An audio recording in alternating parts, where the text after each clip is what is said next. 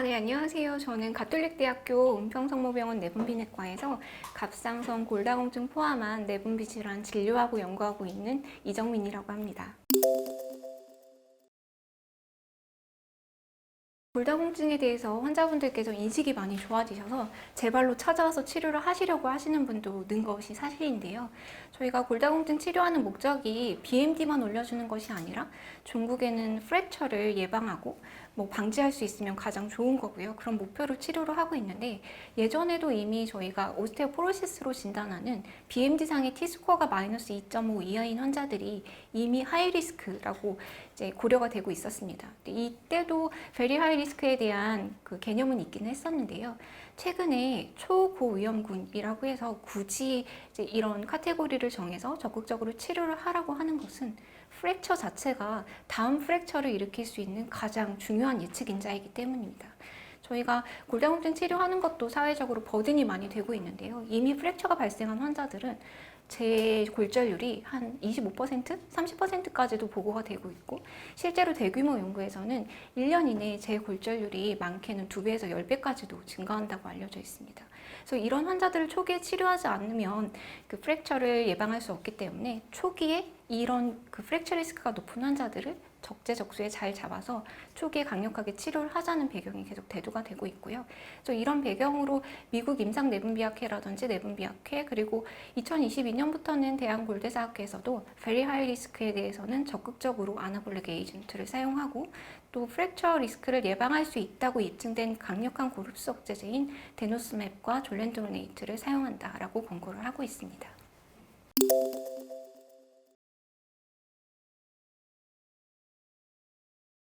오스테오포로시스 환자는 대부분 프랙처의 하이리스크라고 생각하시면 됩니다.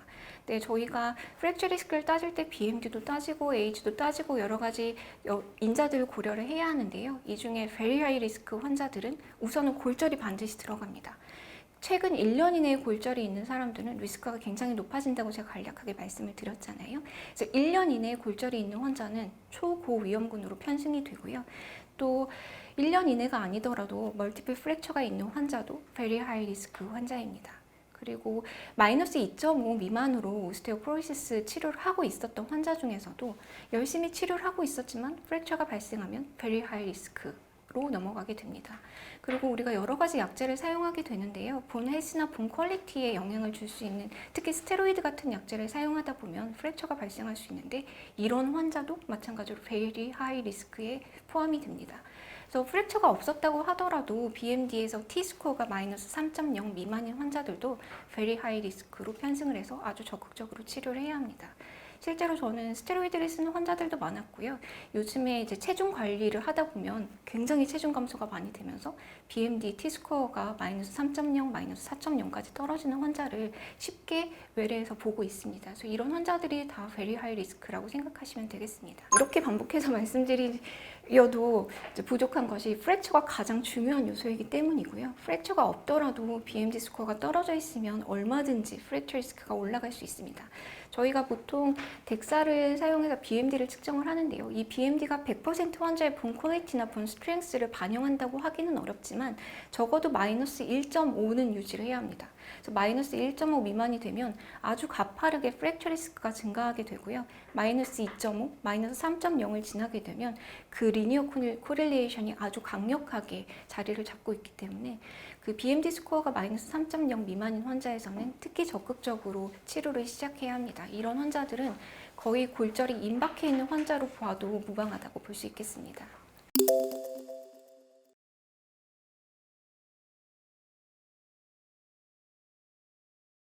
우리나라 골대사학회에서도 베리 하이 리스크 환자에서는 아나볼릭 에이전트, 즉 골 형성 촉진제를 사용할 것을 권고를 하고 있고, 강력한 골 흡수 억제제에서도 에비던스가 확실한 데노스맵이나 졸렌드로네이트를 사용하도록 권고를 하고 있습니다. 우선은 BMD를 빠르게 개인할 수 있는 것은 아나볼릭 에이전트들이 대부분이고요. 특히 로노소즈맵 같은 경우에는 듀얼 액션을 해서 본 포메이션을 증가시키고 본 리소프션은 억제하면서 저희가 아나볼릭 윈도우라고 하는데요. 그만큼의 차이만큼 BMD를 빠르게 얻게 해줄 수 있기 때문에 아나볼릭 에이전트 중에 퍼스트 라인으로 고려가 되고 있습니다. 이미 또 프랙처가 발생한 환자에서는 저희가 본 힐링이나 리모델링 과정에서 오스테오클라스트라고 하는 골 흡수를 유도하는 세포가 굉장히 빠른 속도로 이제 작용을 하게 되고요. 너무나 애석하게도 이제 보통 리모델링이 오스테오클라스트나 오스테오블라스트의 컨비네이션으로 이루어지게 되는데, 오스테오클라스트가 먼저 작용을 하고 그 다음에 오스테오블라스트에 의해서 본 포메이션이 생성이 되게 됩니다. 이게 똑같이 컨비네이션이 되면 좋겠지만 이제 본 리섭션이 굉장히 빠른 속도로 일어나는 반면에 본 포메이션은 아주 천천히 일어나서 그만큼의 본 로스가 발생하게 됩니다. 실제로 프랙처가 발생한 환자들은 그 지역에서만 이제 리모델링이 일어나는 것이 아니라 전신적으로 리모델링이 발생을 하게 되고, BMD도 점점 떨어지고 수년간 오스테오클라스트 액티비티가 증가한 상태로 되어 있기 때문에 이런 경우에는 아주 강력하게 아나볼릭 에이전트를 사용하도록 권고를 하고 있습니다. 이미 여러 연구에서도 에비던스가 확보되어 있기 때문에 기억하실 것은 very high 리스크에서는 아나볼릭 퍼스트라고 생각하시면 무방할 것 같습니다.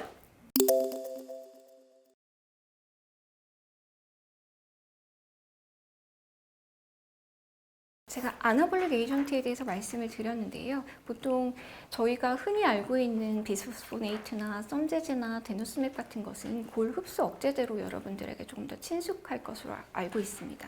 이 중에 본 포메이션을 조금 더 액티베이션 시킬 수 있는 것이 아나볼릭 에이전트고요. 많이들 알고 계실 테리파랄타이드를 기본으로 한 PTH도 마찬가지로 본 포메이션을 굉장히 증가시키는 역할을 하고 있습니다.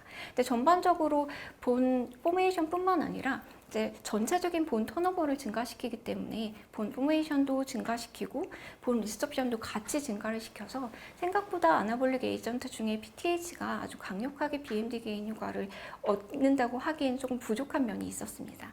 근데 반면에 로모소주맵은 듀얼 액션을 하는 제제입니다. 실제로 이 로모소주맵에 대해서는 한 3가지 정도 클리니컬 트라이얼이 아주 여러 선생님들께도 익숙하게 이제 보고가 된 바가 있는데요. 가장 대규모 연구로 알려져 있는 프레임 스터디에 대해서 간략하게 말씀을 드리자면, 저희가 흔히 55세에서 90세의 폐경기 여성 대상으로 한 7,000명 정도 인로를 해서 연구를 했었던 것이고, 로모소주맵은 1년을 투여를 할 수 있습니다. 그래서 1년 시점에 새로 vertebral fracture 리스크가 발생하는 비율이나 아니면 non-vertebral fracture가 발생하는 비율을 아웃컴으로 보았었는데요. 1년 치료를 했을 뿐인데 새롭게 발생하는 척추 골절 발생률이 73%까지 감소하는 것을 확인을 하였습니다. 이건 플라시보 대비고요. 또한 non-vertebral fracture에 대해서도 저희가 전체에서는 아주 significant하게 차이가 있다라고 할 수는 없었지만, 후속 연구에서 라틴계를 제어하고 났더니 non-vertebral fracture 리스크도 상당히 42%까지 감소시키는 효과를 확인을 하였습니다. 그래서 많이들 알고 계실 비스포스포네이트와 로모소주맵을 비교한 연구도 있는데요. 알츠 연구라고 들어보셨을 것 같습니다. 이 연구에서도 마찬가지로 로모소주맵을 사용했던 환자에서 로모소주맵을 1년 사용하고 그 이후에 비스포스포네이트를 지속적으로 사용했던 군과 알렌도로네이트를 계속 사용했던 연구군을 비교를 하였는데, 이 연구군에서도 non-vertebral fracture 리스크와 vertebral fracture 리스크를 상당히 많은 수준으로 떨어뜨리는 것을 확인을 하였습니다. 그래서 제가 앞에 BMD 게인 효과가 있다고 말씀을 드렸었는데요. 다음 설명드릴 연구는 프랙처 리스크를 아웃컴으로 본 것은 아니지만 BMD 게인에 대해서 PTH와 그 로모소주맵을 같이 비교를 했던 연구였습니다. 그래서 1년간 연구를 같이 비교를 하였을 때 BMD가 토탈 힙 BMD는 그 PTH 대비해서 한 2.5% 정도를 증가를 시켰고, 저희가 중요하게 생각하는 럼바 스파인도 거의 10%에 육박해서 9% 이상 BMD가 증가하는 것을 확인을 할 수가 있었습니다. 그래서 이런 에비던스를 보면 로모소주맵을 사용하지 않을 이유는 없을 것 같습니다. 강력한 무기를 저희가 하나 얻었다고 생각하시면 될 것 같아요.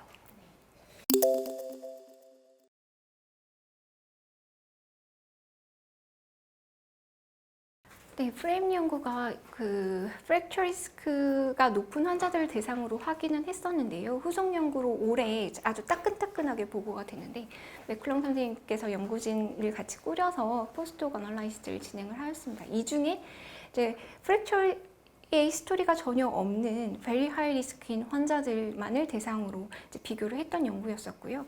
실제로 오히려 이제 프랙처가 없었던 환자임에도 불구하고 1년간 로머소즘앱을 투여를 하였을 때 새롭게 발생하는 vertebral fracture 리스크가 76% 정도로 상대적으로 위험률을 감소를 시켰고, 이 연구에서는 non-vertebral fracture 리스크가 아주 유의한 수준으로 54%까지 감소를 했다는 것을 확인을 하였습니다. 실제로 저희가 골절이 있는 환자를 대면하기도 하지만 골절이 없이 BMD가 떨어져 있는 환자들이 훨씬 더 많을 것으로 추정이 되고요. 이런 환자들에서도 강력하게 초기에 아나볼릭 에이전트를 사용하게 되면 vertebral fracture 리스크뿐만 아니라 non-vertebral fracture 리스크도 아주 예방을 할 수 있다는 획기적인 결과를 토대로 저희도 실제로 임상에서 프랙처 리스크가 종종 낮아져 있는 경우를 보게 됩니다.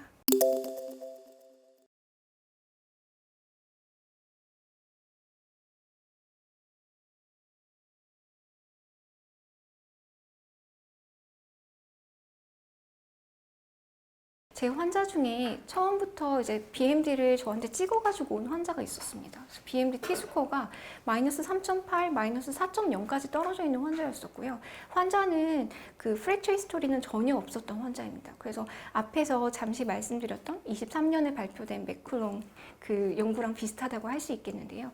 프랙처는 없지만 BMD가 거의 마이너스 3.8까지 떨어져 있는 very high 리스크 환자였었고, 환자에게 장시간 설명을 했죠. 프랙처 리스크가 높아질 수 있고 오히려 프랙처가 생기면 입원 비담들도 증가하고 이제 코스트가 증가를 할 것이니 그냥 한 달에 한 번씩 주사를 맞아서 예방을 해보자라고 환자를 계속 끌고 갔던 케이스가 있었습니다. 근데 지난 7월에 이제 치료가 끝났고요. 이제 8월에 다시 한번 방문을 해서 순차 치료를 어떻게 할지 결정을 하려고 이제 환자를 불렀는데 절뚝거리고 캐스트를 하면서 들어와서 정말 가슴이 철렁했습니다. 환자에게 그렇게 얘기를 해서 로모소즘앱을 1년간 끌어서 치료를 했는데 프랙처가 발생했구나 라고 해서 제가 순간 되게 당황해서 환자가 안기도 전에 부러지셨어요? 라고 물어봤습니다. 근데 환자가 먼저 저에게 그 주사하길 정말 다행인 것 같다. 미끄러서 넘어졌는데 부러진 게 아니라 인대만 조금 손상이 됐다고 하더라. 그래서 환자도 그렇고 저도 그렇고 굉장히 가슴을 쓸어냈던 케이스가 있는데요.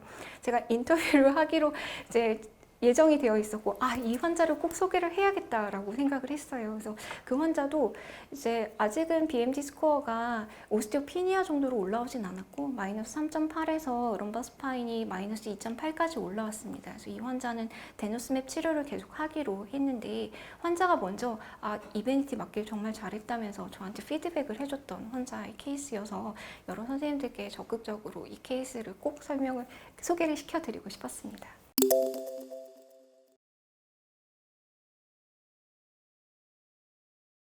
이전에는 여러 가지 강력한 비스포스포네이트를 쓰고도 프랙처가 발생하고 나면 아나볼릭 에이전트를 썼던 전통적인 개념에서 최근에 여러 가이드라인에서 퍼스트 라인으로 조금 강력한 아나볼릭 에이전트를 사용하라고 하면서 저희가 적극적으로 재골절을 예방할 수 있는 툴이 생겼다고 볼 수 있겠는데요.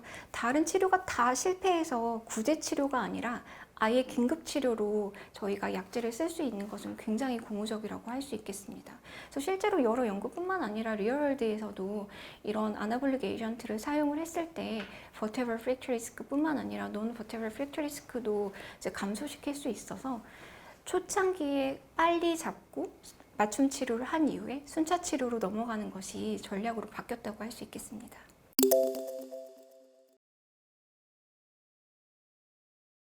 로모소즘앱을 더 사용하진 않고 다른 후속 치료로 데노스맵이라든지 아니면 비스포스포네이트 등으로 치료를 유지를 시켜줘야 됩니다. 추가적으로 그 어렵게 올려놓은 BMD를 유지할 수 있는 치료가 반드시 필요합니다. 그래서 모든 가이드라인에서도 아주 권고사항으로 워닝을 하고 있는데요. 치료를 한 이후에는 반드시 순차 치료를 할 것을 레코멘데이션 하고 있습니다. 그래서 치료가 끝이 아닙니다. BMD가 어느 정도 올라왔다고 하더라도 그 BMD를 계속 유지할 수 있는 유지 치료가 반드시 필요하다는 것을 강조드리고 싶습니다. 사실은 에비던스도 있고요. 저희가 뭐 프레임 연구 계속 얘기하기도 했고, 뭐 예전에 말씀드렸던 알고 계신 데노스맵을 뭐 10년간 장기 연구를 했었을 때 BMD가 다른 비스포스포네이트랑은 다르게 계속 리니어하게 올라가는 것을 이제 확보했던 연구가 있습니다. 그래서 르모소즘앱을 쓰고 나서 뭐 비스포스포네이트 쓰는 것도 나쁜 선택은 아닙니다. 근데 비스포스포네이트가 어느 순간에는 BMD의 그 플라토를 이루기 때문에 장기적으로 환자의 BMD를 유지하기 위해서는 데노스맵을 첫 번째로 사용을 하게 되는데요. 근데 초기에 굉장히 빠르게 BMD를 올려주고 유지하는 데는 데노스맵이 가장 좋은 툴이라고 생각하시면 되겠습니다. 실제로 여러 가지 연구에서도 로머소즘앱을 쓰고 BMD를 썼을 때 3년까지도 BMD 게인이 계속 유지가 되는 것을 확인을 할 수 있었던 연구들이 있어서 그런 연구들 에비던스로 이제 로머소즘앱 다음에는 데노스맵을 사용해 보실 수 있겠고, 그게 여의치 않다고 하면 비스포스포네이트라도 써서 순차 치료를 완성을 해주셔야 된다는 것을 말씀드리고 싶습니다.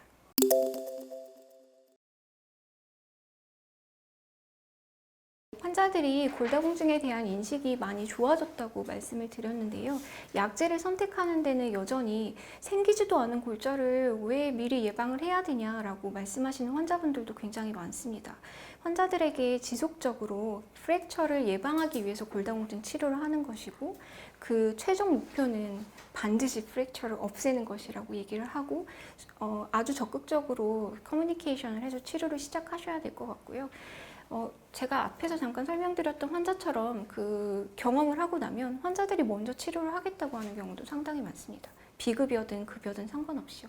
근데 저희가 우선적으로 조금 아웃컴을 좋게 하려면 당연히 급여 기준이 완화가 돼야 되고, 환자들의 인식을 높이기 위해서는 내분비내과뿐만 아니라 골다공증을 보시는 여러 선생님들께서 조금 더 환자 교육을 적극적으로 해주시면 치료에 도움이 될 것 같습니다.